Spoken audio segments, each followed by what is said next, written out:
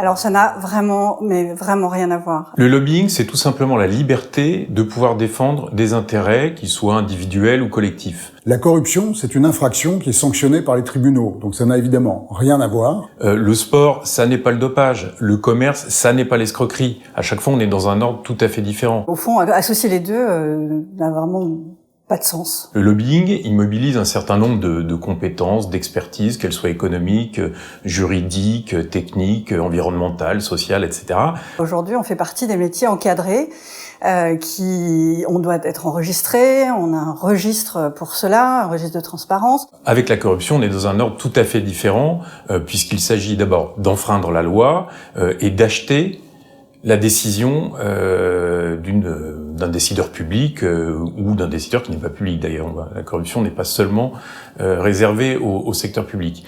Donc on a d'un côté la corruption et de l'autre la conviction. Et il est évidemment hors de question de se passer du lobbying compte tenu de sa contribution à l'exercice démocratique dès lors qu'il est exercé dans des conditions de transparence et d'encadrement qui garantissent et fondent sa légitimité. Par ailleurs, aujourd'hui, vous avez de nombreux étudiants dans des masters, dans des grandes écoles, dans des universités, qui font des formations au lobbying, à la représentation d'intérêts, qui aspirent à embrasser les métiers du lobbying.